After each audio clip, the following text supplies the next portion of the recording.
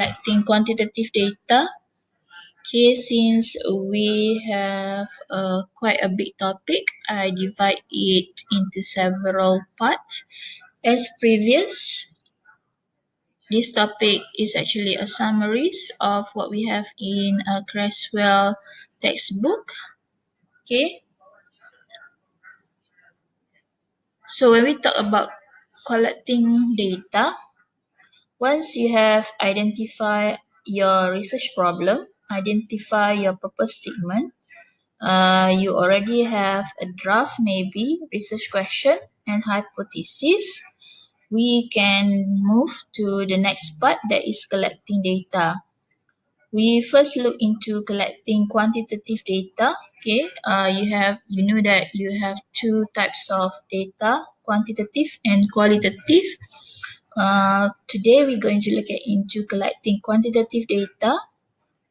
According to the Creswell textbook, there are 5 steps in collecting data. Okay, the first one, when you want to collect data, you need to determine the participant of the study, obtaining permission needed for several individual and organization. You need to think of the type of information to collect from several sources available for quantitative research. You need to locate and select instrument to use that will net useful data for the study. And then finally, you administer the data collection process to collect the data. Okay. The first process, determining the participant of the study, you need to identify what participant will you study. Okay, such as who you're going to study, where to study, are you going to look into individual or is it an organization? Okay, what type of people or organization and how many you need for your study. Okay, so in the process of identifying what participant will you study, you then decide on unit of analysis, decide the group and individual you will study, the procedure for selecting the individual and assessing the number of people needed. Okay, so that is the thing that you need to consider in finding in identifying participant that you will study. Okay, in identifying your participant, you need to identify unit of analysis. Okay, identify unit of analysis. Okay, before we move on further to identify unit of analysis, let's look at your previous work, okay, to see how you can learn from the article that you already summarized earlier. Okay, let's look at some of your work. Okay, I may not manage to look into everybody's work and take it as example. I just take some of your work, okay, to refer to. So hopefully, don't get offended if your work is not chosen as part of the example. Okay, it's not good, but I just go through and identify which one is suitable for the discussion. Okay, the first one is from Ida. I look at into article number 6. Okay, so if you look at the title, the effect of management control system on performance measurement system at small medium hotel in Malaysia. So if we look at the title, you know what are the participants of the study. Okay, you can see that it's stated in the title itself. It will or it should be consist of small medium hotel in Malaysia. Okay, so we have a small medium hotel, then you need to identify your unit of analysis. Who you going to study to represent the hotel. Okay, so in here The study choose managers of the small medium-sized hotel, okay, in northern part of Peninsula Malaysia. Okay, so we have that from Ida's work, and then we look at several more example for Amira's work, article number 5. Okay, so if we look at article number 5 from Amira, we have the title, The Impact of Goods and Services Tax (GAT) on the Small Medium Enterprise in Johor Bahru. Okay, so from there you can see who is the participant. The participant must be small medium enterprise in JB. So it means that it should be in JB sahaja. It cannot be in KB. Okay, because it will need to represent or it will answer the research question or research objective of the study. Okay.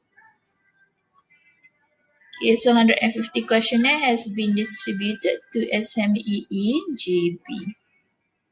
Let's move on to one more example. We have from Mizan. I managed to look into okay, question number 1, article number 1, contribution of Amanah Ikhtiar Microfinance to economic empowerment of women borrower in Malaysia. So we can see that the participant will be women's borrower, okay, in Malaysia. So it must be women. Yeah, you cannot have male as part of your participant. Okay, because the research problem is looking at poor women. So it's focused on women as participant. Okay, and we have since it's involved AIM, so the women in the study must involve in borrowing or use microfinance from AIM. Okay, in the study they use sample from Terengganu, Kelantan, Pahang and East Coast in East Coast economic region. They must have some justification why they decide to have Terengganu, Kelantan and Pahang, and how could that represent Malaysia, because the study stated that is as Malaysia. Okay, borrowers in Malaysia. Okay, so let's go back to the lecture. So from there, you identify what participant will you study. That's why from the previous lecture, we identify that if you are doing quantitative data, your report is quite structured. Kita dah tahu dah, kalau even dalam title pun kita dah boleh nampak dia punya IV, DV, participant. Biasanya kalau quantitative dia macam tu. And then when you go to the research objective or research question,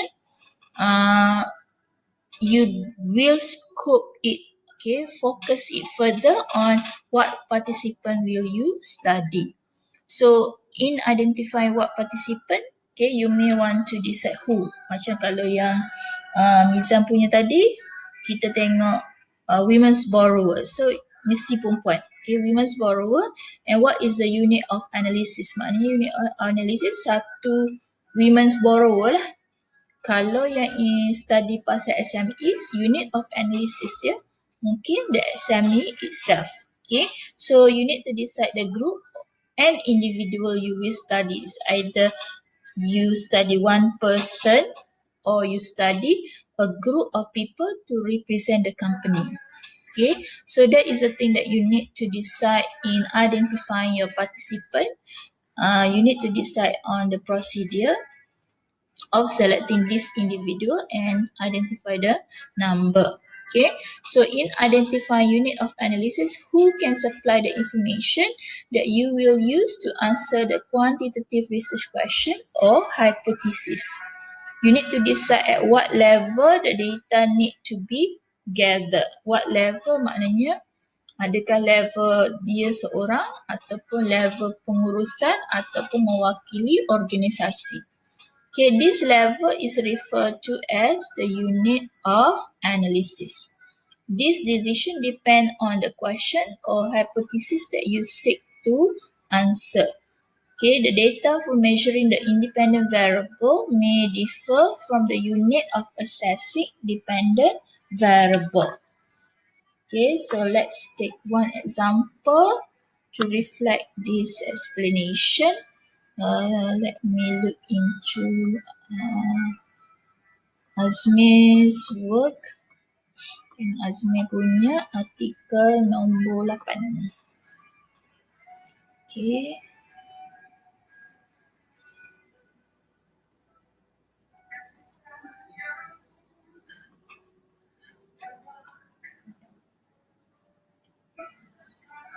Kalau Azmi punya artikel nombor, artikel nombor 8 adalah factors influencing ethical judgment of auditor in Malaysia by Hasna et al.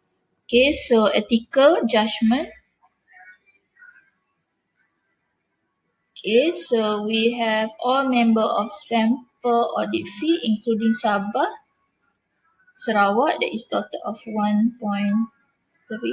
Betul tak? Okay.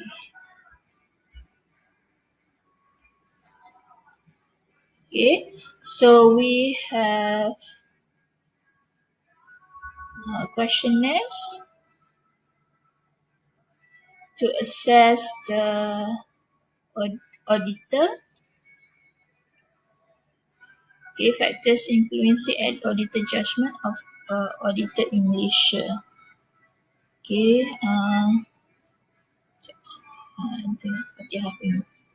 Fatihah punya artikel nombor 9 ni, nombor 9. Okay, what does it mean by the data for measuring independent variable may differ from the unit for assessing dependent?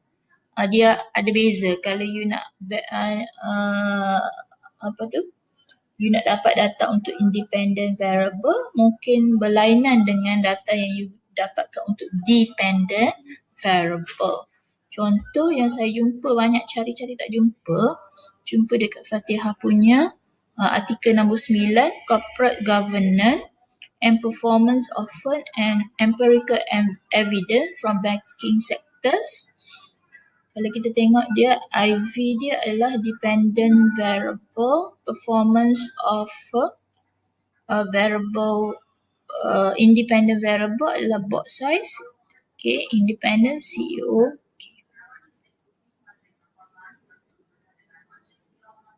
Okay, so if you look at from here, data for board of directors, okay, is get from the questionnaires. Okay, but for firm performance, maybe you need to get from the report, annual report. Okay, so we are using units of data for measuring the independent variable may differ from the unit for assessing the dependent variable. Okay, so you kena pasti participant, katakanlah SMEs, auditor, accountant, public sector employees. Okay, so that is your participant. Now you need to identify units of analysis, sama ada dia represent, katakanlah kalau public sector employees, adakah dia represent diri dia sendiri ataupun dia represent department dia. So that is your units of analysis. Okay, if the auditor for an audit firm, does it represent auditor, single individual person ataupun a collective of auditor to represent the audit firm? Okay, so you need to decide on your units of analysis. Sebab bila you nak analyse, kita nak analyse dia sebagai individu, kita nak analyse dia sebagai organisation.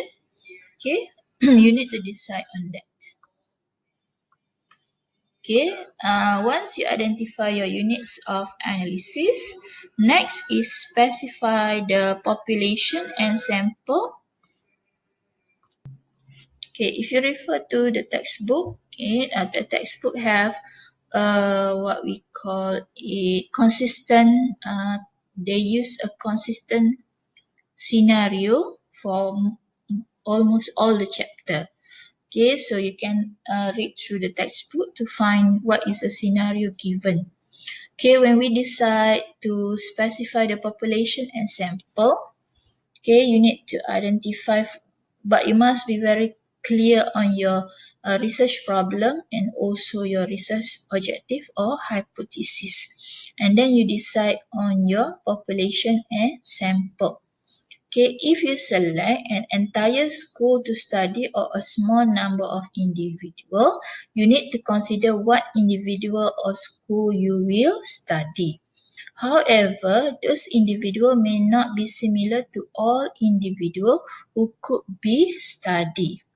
Okay, therefore need to select individual or organization who are representative of the entire group of individual or organization.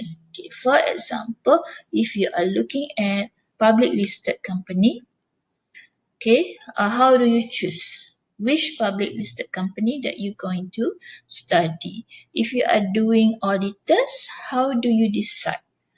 Auditors from which audit firm you're going to select as part of your study. So you need to be specific on the population and how you actually choose your sample. Okay. Next, you must have a representative. Okay, look at. Okay. You need to select individual or organization who are representative of the entire group or individual organization. So representative refer to the selection of individual from a sample of population such that the individuals selected are typical of the population under study, enabling you to draw conclusion from the sample about the population as a whole. Okay, for example, if we are studying public listed company, katakanlah you pilih company A, B, C and D, how you must make sure company A, B, C and D adalah representative. Maknanya dia represent typical of the population under study. Mana A, banyak company lain sama macam A, banyak company lain sama macam B. Okay, you need to have a representative of the population. Okay, population, what is population? Population is a group of individuals who have the same characteristic. Okay, population is a group of individuals who have the same characteristic. For example, public listed company. Okay, of course, characteristic dia listed in bursa lah. You may have auditors. Okay, what is the same characteristic that you have for auditors? Mestilah yang ada qualified. How do you define auditors? Okay, population can be small or large. So you need to decide what group you would like to study. Okay, in practice, quantitative researchers sample from lists and people available. Okay, then you need to identify target population or the sampling frame. Okay, katakanlah in Malaysia, we are talking about accountant. Ramai kan? In Malaysia, ramai accountant. Okay, so that is the whole population. Then you need to look at into target population. Okay, or known as sampling frame is a group of individual or a group of organization with some common defining characteristic that the research can identify and study. Okay, within the target population, researcher then select a sample for study. Okay, so for example, if you are looking at population, ethical behavior of auditor in Malaysia. So ramai, all auditor in Malaysia is the population. And then mungkin you tak boleh study the whole Malaysian, you go to your target population. So target population may be audited in Pantai Timur. Okay, so that is your target population Pantai Timur. So you justify kenapa, and then Pantai Timur is including Pahang, Terengganu and Kelantan. Okay, masih ramai. Then from your target population, you decide who will be selected as your sample. Normally, you need to come up with a list. Okay, auditor Pantai Timur ni berapa ramai, each audit formnya ada berapa orang and so on. Ataupun kalau kita kecilkan lagi scope dia, target population could be audited in Kelantan.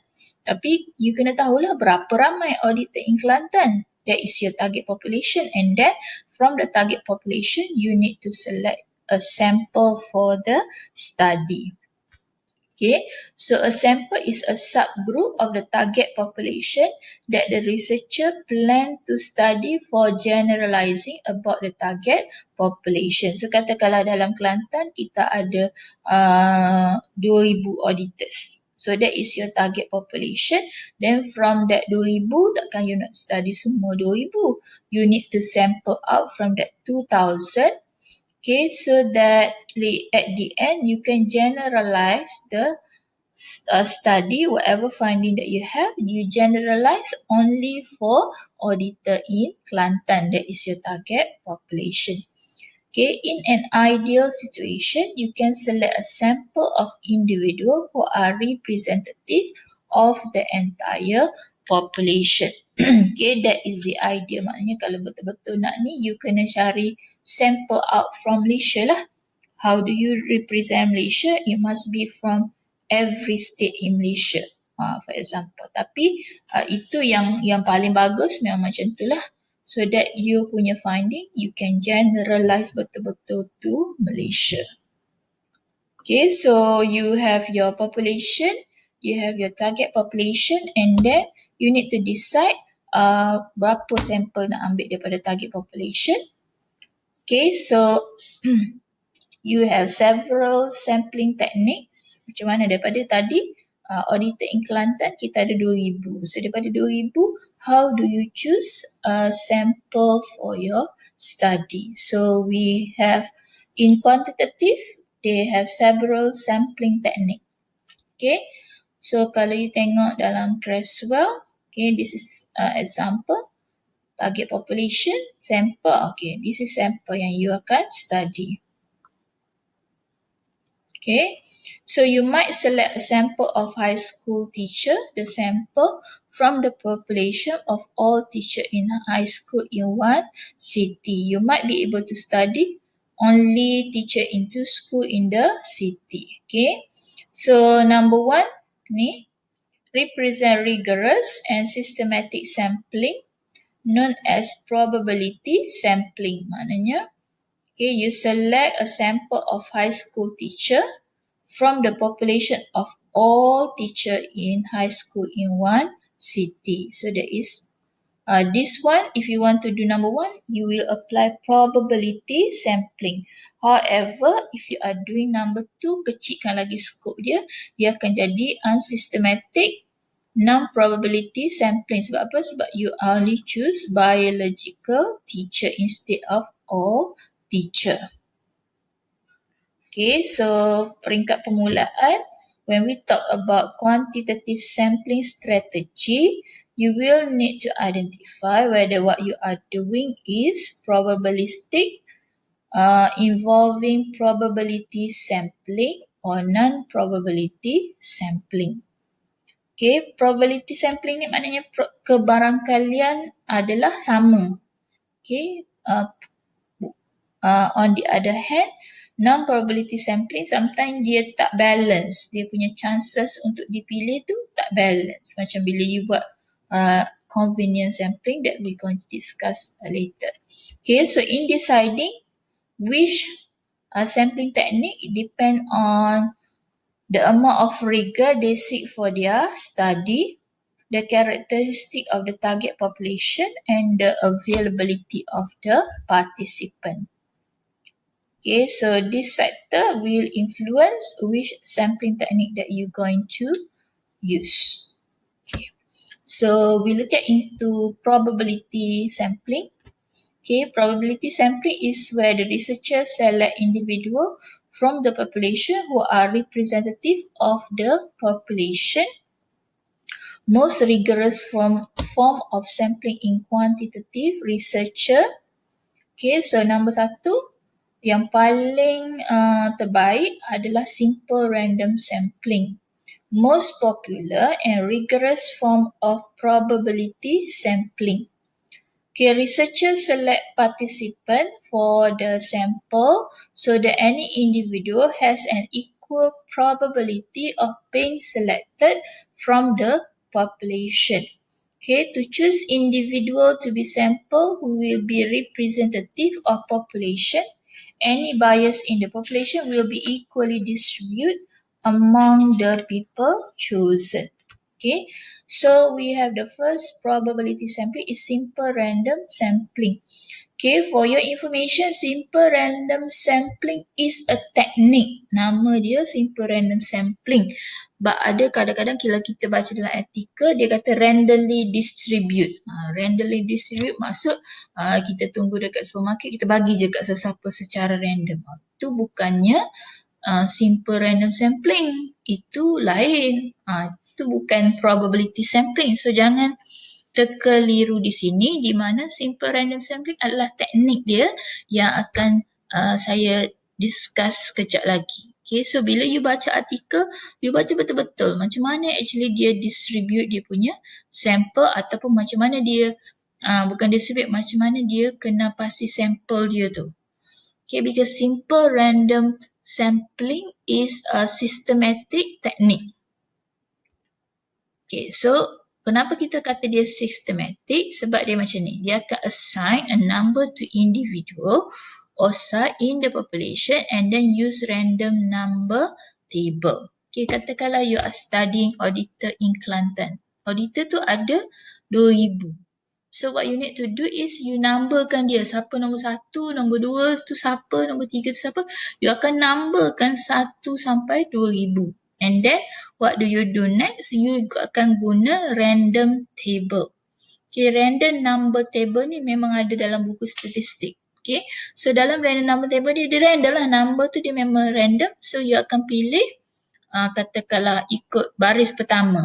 Kalau baris pertama, okay, apa nombor pertama, apa nombor kedua, apa nombor ketiga. Itu adalah sampel-sampel yang you akan pilih lah. Katakanlah baris pertama kita akan guna, dia tak boleh kalau kita guna baris pertama ataupun kita boleh guna baris ke-10, ambil baris ke-10 ataupun you guna kolom ke-10, ikutlah, tapi dia kena tersusun lah. Katakanlah bila kita guna baris pertama, kejap saya tengok ada tak sampel dia. Contoh random table yang saya tengok dekat Google. So this is random table. So maknanya you dah numberkan, katakanlah kita ada tadi 2,000. Jadi you boleh decide on 3 digit pertama. You boleh decide kalau 1,000 maknanya 4 digit pertama lah. Katakanlah kita pilih nombor baris pertama. Maknanya baris pertama 70,000 17,138. So tak ada kalau kita pilih 4 digit pertama, maknanya sampel kita adalah sampel bernombor 1713. So you kena carilah siapa yang you numberkan sebagai 1713 tadi. Kemudian seterusnya, yang ni tak ada, yang ni pun tak ada. Mungkin kita akan pergi kepada yang ni mungkin ada 0536. So 0536 maknanya sampel you yang bernama 536, yang bernombor 536. That is how you use random table, or simple random sampling. Dia memang betul-betul equal chances of being selected. Semua individual in your population has an equal chances of being selected. So setiap satu sampel tu akan lebih represent of members of the population. So you kena faham. Sebab ada orang dia tak faham bila dia kata simple random sampling ni, bagi dekat sesiapa tu dia kira sebagai random sampling. No. Okay, simple random sampling adalah satu teknik yang sangat systematic. Okay, and you kena clearly stated in the procedure in selecting your sample. Okay, another option for probability sampling is systematic sampling. Okay, systematic sampling is where you choose every yang keberapa individual or site in the population until you desire sample size. Not as precise and rigorous as using random number table, but may be more convenient because individual do not have to be numbered. Okay, katakanlah kalau tadi you ada 2,000 auditor in Kelantan, you nak berapa? You kena decide dulu berapa kuantiti yang you nak. You just cari contoh, kita ambil yang ke-20. Okay, setiap orang yang gandaan 20, contoh 20, 40. So that is systematic sampling. Okay, so in that case, you tak perlu nak numberkan auditor A nombor berapa, auditor B, no. You just cari orang yang ke-20, ke-40, okay. Okay, ataupun kalau you nak gandaan 10, 10, 20, 30, that is systematic sampling and alternative of simple random sampling just now, but still have the probability sampling. Probability maknanya dia punya chances of being selected adalah sama. Okay, the next technique masih lagi under probability sampling is stratify sampling. Okay, stratify is where researcher divides the population on some specific characteristic. Then using simple random sampling, sample from each subgroup of the population. This guarantee that the sample will include specific characteristics that the researcher include in the sample. Okay, kalau in our accounting field biasanya kita buat stratified untuk company or public listed company, kita stratifiedkan dia mengikut industri, for example, sebab kita nak biar ada representative daripada setiap industri. So that is you stratify dia dulu, groupkan dulu kepada specific characteristic, maybe according to industry or maybe according to gender. So by doing that, you guarantee that the sample will include specific characteristic that the researcher want to include in the sample. So when you normally use stratification, when do you normally use stratify sampling? When the population reflect an imbalance on characteristic of sample. Okay, example, if you have more males in the population and males view would be the dominant. When simple random sampling procedure would yield fewer participants in specific category. So kalau dalam population tu dia tak sekata, tapi kita nak representative, kita nak male, kita nak juga female. Bagi memastikan kita ada representative untuk male, kita ada representative untuk female, maka kita stratified. Bagi dulu, kita akan ambil sampel untuk male, kita akan ambil juga sampel untuk female. So you going to do stratify into that category. Okay, so if you are doing stratify, divide the population by subgroup, sampling within each group in the subgroup so that the individuals selected are proportionate to their representative in the total population. Kalau kita tengok dalam sampel ni, population ada 9,000, daripada 9,000, 6,000 adalah boys, 3,000 adalah girls. So kalau kita go by random macam tu sahaja, mungkin kebanyakan sampel kita datang daripada boys, sebab boys ada 2/3 kali ganda lebih banyak daripada girls. Tapi kita nak representative daripada dua-dua, boys and girls. So kita stratify dia, pecahkan dia kepada boys and girls, and kita make sure 200 adalah boys, 100 perlu diambil daripada girls. So that's how you do stratified sampling. And then the next one is multi-stage cluster sampling. Okay, so kalau musim-musim COVID ni, cluster-cluster ni memang popular lah. Okay, where if you use multi-stage cluster sampling, researcher choose a sample in 2 or more stage because either the researcher cannot easily identify the population or the population is extremely large. Betul lah kan, kalau musim COVID ni, kalau kita tengok, okay, dia ada cluster tabligh sebab kita tak tahu berapa ramai dalam grup tersebut. Okay, kita ada beberapa cluster. Okay, so this is a situation that you do if you have difficulty in obtaining the complete list of the member of the population. Okay, however, it might be possible. Betul tak? Dalam situation sekarang kan, bila kita sebut pasal COVID, kita mencari cluster. Katakanlah cluster mula-mula adalah cluster tabligh. Kita tak tahu berapa orang dalam population tu. So kita go by cluster, and then kita ada pula cluster lain pula. Okay, cluster Itali, cluster Kayangan. So kita group by cluster, and from there we choose our sample.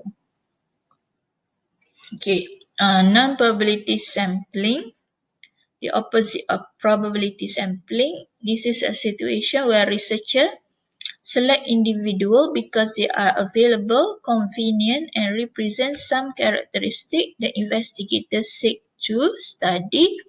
May need to involve participants who volunteer and who agree to be studied. So mungkin ini yang you buat sebelum-sebelum ni lah.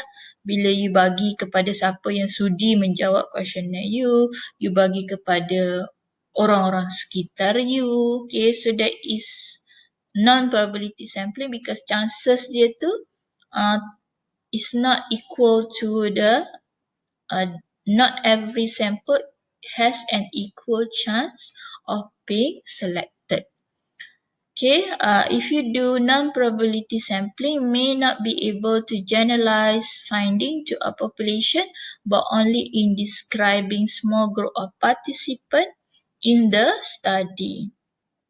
Okay, it may be appropriate to calculate descriptive statistics in this sample and to compare them with the larger population to make inference from the sample to the population.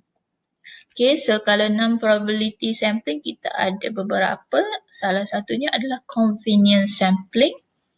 Is where the researcher select participants because they are willing and available to be studied. Cannot confidently claim that the individual are representative of the population.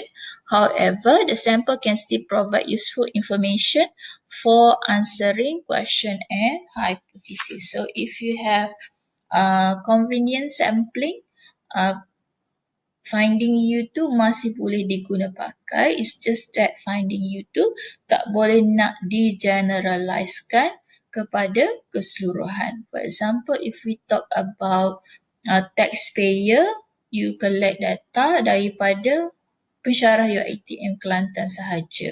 Sebab apa? Sebab dia dekat dengan you. So that is considered as convenience sampling. Dapatan you tu mungkin betul pada pensyarah UiTM Kelantan, tapi you tak boleh guna pakai untuk semua taxpayer di Malaysia. Okay, the next non-probability sampling is snowball sampling.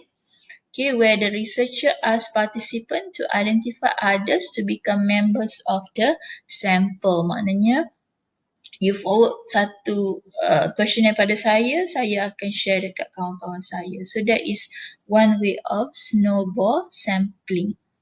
Okay, it also eliminate the possibility of identifying individual who did not return the survey. Okay, sebab kita tak tahu berapa sebenarnya survey yang kita distribute.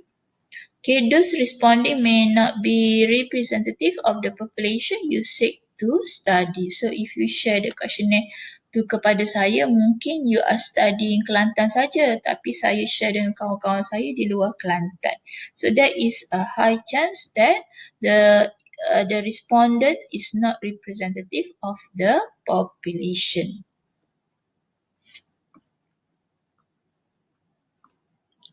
Okay, next, you dah kenal pasti siapa population. Siapa yang akan jadi sampel you. Seterusnya, you need to decide berapa ramai, or we call it as sample size. Okay, so it is important to determine the size of the sample you will need. General rules of thumb is to select as large a sample as possible from the population. Why? Because makin besar sampel yang you dapatkan, the less potential error in that sample will be different from the population. Maknanya lagi ramai, lagi dekat representation dia kepada the overall population. Okay, the difference between the sample estimate and the true population score is called sampling error. Okay. For example, if average score for the population is 30 over 50 and your sample A score 35 over 50, sample B 33 over 50 and sample C 31 over 50, that mean your average score is 5. Okay, 5 for the first one, A 5. B3 sebab 33 dengan 30 dia jauh 3 daripada average, and then 1 untuk sample C. Away from the true population average. Maknanya yang bagusnya 31.5 lah sebab dia makin ataupun paling hampir dengan population average. So sampling error is also important untuk kita tengok berapa dekatkah sampel kita ataupun berapa jauhkah sampel kita represent the overall population. Okay, remember if you refer to your previous study in the taxonomy, yang tadi yang siapa punya tadi, yang AIM Mizan ke? Mizan punya ke? Yang AIM tu dia kata kat situ women's borrower in Malaysia. Okay, women's borrower in Malaysia, tapi sampel dia adalah daripada Pantai Timur sahaja. So how far, berapa benarkah women borrower di Pantai Timur, Kelantan, Terengganu dan Pahang, okay, dengan keseluruhan women borrower in Malaysia. So kalau error dia kecil, maknanya walaupun kita ambil data daripada Pantai Timur sahaja, dia masih boleh represent Malaysia. Itu yang kita tengok. Dia ada teknik dia di mana kita boleh check melalui kita punya sampling error. Okay, waktu kita boleh katakanlah kita collect data di satu tempat saja, tapi kita generalizekan dia kepada Malaysia. Okay, one way to approve on that is for you to check for your sampling error. Okay, so sample size, how many sample? Okay, to select a sufficient number of participants for statistical procedure you plan to use. Normally, if you doing your dissertation, maybe you need to know kalau nak buat SPSS, minimum dia kena ada berapa. Ataupun kalau you nak buat PLS, minimum dia berapa. So, you can use that as a guideline in order for you to identify your sample size. Okay, sebab mungkin kalau kita kata you nak ambil 50, tapi 50 tak cukup untuk you study the relationship, for example. Okay, so in educational research, approximately 15 untuk eksperimen dalam satu group eksperimen. Kalau correlation study is 30 participant. Kalau survey it will be approximately 350 lah. Okay, sebab tu kalau you tengok questionnaires, biasanya dia akan ada banyak questionnaires depending on your variables maybe and depend on your population as well. Okay, above number are estimate based on the size needed for statistical procedure. Do not provide precise estimate of the sample size available through sample size formula. Okay, so if you follow this guideline, it's not a yang sebetul-betul tepat. Okay, sebab kalau yang sebetul-betul tepat, you boleh tengok daripada sample size formula or table. Okay, ada dalam case tu. Maknanya dia ada sifir perkiraan dia. Kalau you punya population 2,000, sepatutnya sample size you berapa. Okay, tapi kalau you tak dapat yang tu, maybe you cuma cari sample size bersesuaian dengan statistical procedure yang you plan nak guna. Okay, kalau sample size betul-betul population dia akan guna calculation, dia ada cara untuk kira lah. Okay, you can check the textbook for the calculation of sample size yang betul-betul tepat.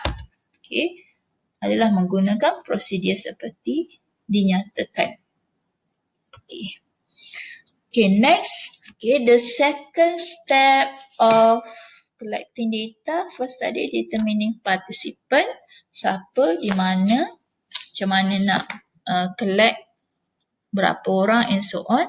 Once you identify that, you need to obtain permission. Okay, I just go briefly here.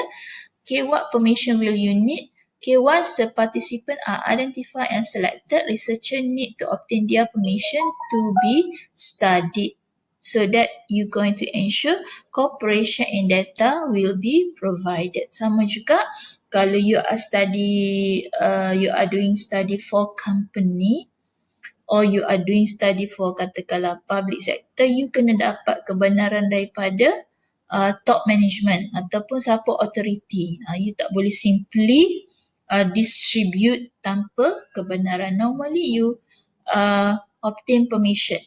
Acknowledge that understanding the purpose of your study and that you will treat them ethically. Contoh, biasanya kalau you bagi questionnaires, you akan tuliskan apa objective research you tu, and then this finding of this study will be used for research purposes sahaja, for example. Okay, normally you need to obtain permission, and common way of obtaining permission by using letter lah, formal sikit.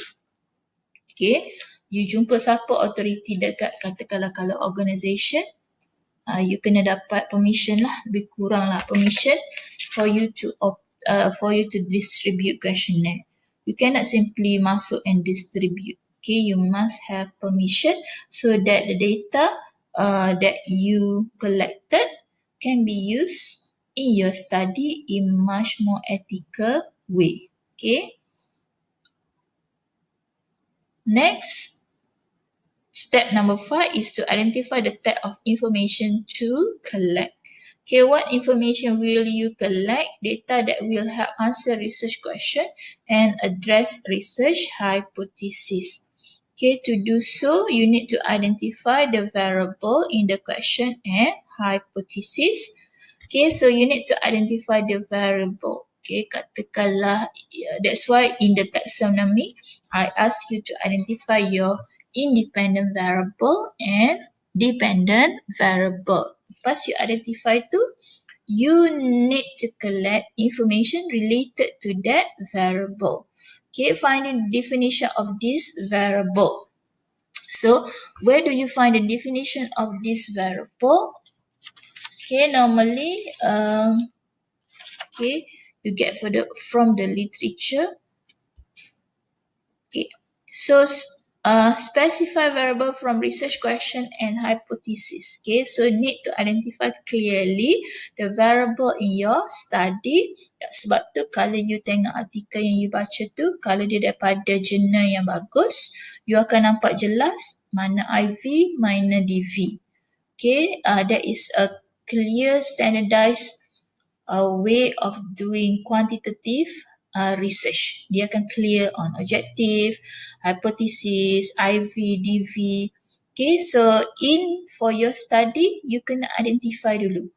Apa variable you, yang mana IV, yang mana DV. Okay, so you need to make a list of the variable to determine what variable are operating in the study. Remember, kita nak tahu bila kita design questionnaires, soalan yang macam mana? Soalan yang tentang apa yang kita akan tanya. Kalau kita go for interview, apa yang akan kita tanya daripada kita punya interviewee?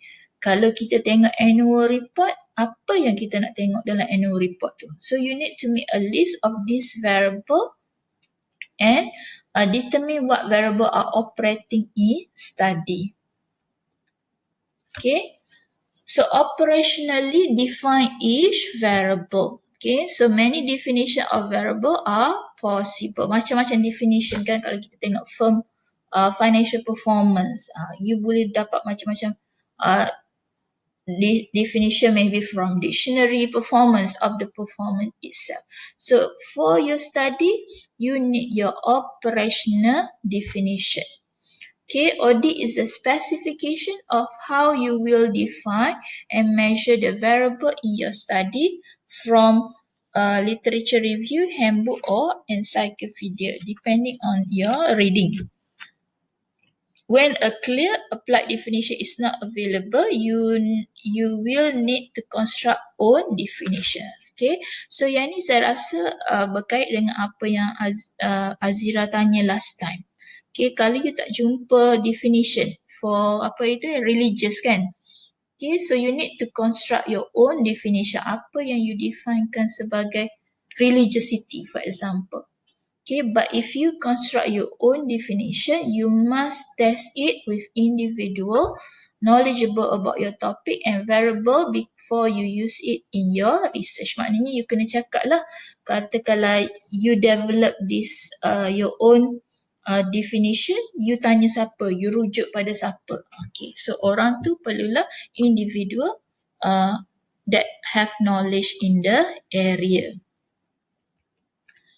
Okay, so choose the type of data and measure. Once the operational definition is identified, need to identify type of data that will measure those variable. Okay, collect data on instrument. Okay, collect data on instrument.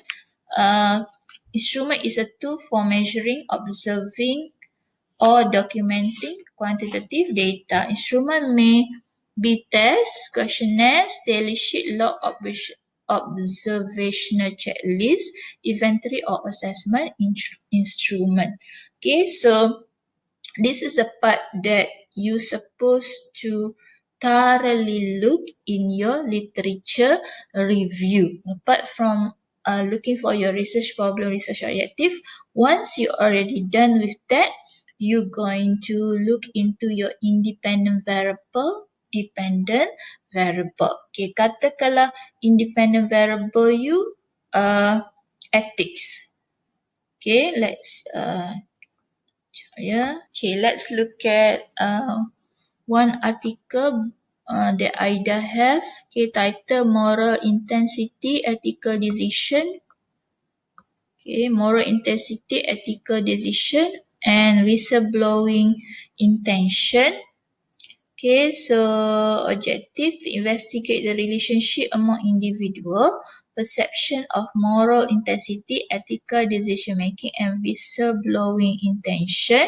This study specifically focused on characteristic elemental to the ethical decision making process that likely motivate employees to report. So Aida identify dependent variable to be ethical decision making, independent variable moral intensity, whistleblowing intention.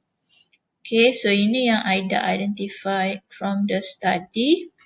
Okay, so kalau kita tengok, ini adalah benda yang kita kena dapatkan operational definition dia. Okay, apa yang kita maksudkan dengan ethical decision making, apa yang kita maksudkan dengan moral intensity whistleblowing. Okay, so in the questionnaire, they have a self-report questionnaire was used to gather information about individual work experience, attitude, okay, and personal ethics. The questionnaire also contains an ethics scenario that trigger respondent ethical perception and decision making. Okay, so this is way of how do you uh, value ataupun ukur moral intensity whistleblowing intention mungkin by giving scenario. Tapi you kena tahulah scenario tu untuk rujuk kepada apa. Okay, katakanlah kita tengok yang Adawiyah punya. Okay, article and empirical analysis of auditor independent and audit fee on audit quality. So kalau kita tengok from here, okay, identify dependent variable to be audit quality, independent variable auditors independent, and also independent variable audit fee. So kalau kita tengok audit fee ni, dia senang je because you can measure it directly. However, when we look at dependent variable audit quality, so how do you measure audit quality? Same also as auditor independent, how do you measure auditor independent? Okay, what does it mean by audit quality? Okay, so you're going to get the information from your literature review, meaning that you go for literature review, apa yang orang define sebagai audit quality, apa yang diguna pakai untuk measure audit quality. Same also for auditors independent. Okay, auditors independent tu apa yang dimaksudkan sebagai auditors independent? Okay, bahagian manakah yang you akan tengok ataupun diambil kira sebagai information to collect the data. Okay, so that what is meant by what information will you collect. Okay, so you need to find your operational definition. Okay, so that katakanlah bila you tengok annual report, okay, this item, katakanlah ada orang tengok board size, independent, non independent, gender. Kenapa kita tengok benda tu? Okay, maybe that is the operational definition of identifying or valuing the variable. So itu adalah salah satu benda yang you perlu tengok juga daripada literature review. Okay, macam mana each of your variable tu diukur. And then biasanya kalau dalam questionnaires, katakanlah you ada beberapa independent variable, biasanya setiap section tu telah pun didesign, okay, telah pun didesign untuk mendapatkan information yang you perlukan lah. Okay, katakanlah section pertama, soalan-soalan dia tu adalah menjurus kepada moral value. Soalan-soalan yang diberikan pada section berikutnya menjurus kepada jawapan kepada what we call it maybe perception of certain thing. Okay, so this is the thing that you need to go into, okay, in the process of collecting quantitative data. Okay. Okay, determining the participant, obtaining permission, considering what type of information to collect for several sources available, and locating and selecting instrument to use that, okay, that will net useful data for the study. That's why kalau orang ambil adopt questionnaires, dia senang sebab questionnaires tu dia telah pun direka untuk mendapatkan data-data berkaitan dengan variable-variable yang telah ditetapkan. Okay, jadi what you need to do in collecting quantitative data, identify your participant siapa, but you need to base it from your research question or research or your hypothesis, and then decide berapa ramai you nak ambil. Okay, and then apa yang you nak dapatkan daripada the sample. Okay, it depend on your research question. Itu adalah penting supaya apa yang you perolehi daripada participant tu adalah benda yang dapat digunakan untuk mengukur you punya IV and DV. Okay, so this part is very important. You buat betul-betul. Once you are clear, you get it correct in this stage. Bila you administer you punya instrument, you distribute questionnaires, you akan dapat data-data yang diperlukan for your data analysis. Okay. Maknanya katakanlah kalau variable A, macam mana nak measure variable A? You ask the correct question that give the answer for you to measure variable A. So itu yang you kena cari balik dekat artikel yang you guna dalam LRU tu, tengok macam mana dia value variable either IV or DV that you already identify in your study. Okay, so that will be it for collecting the quantitative data part 1. Thank you.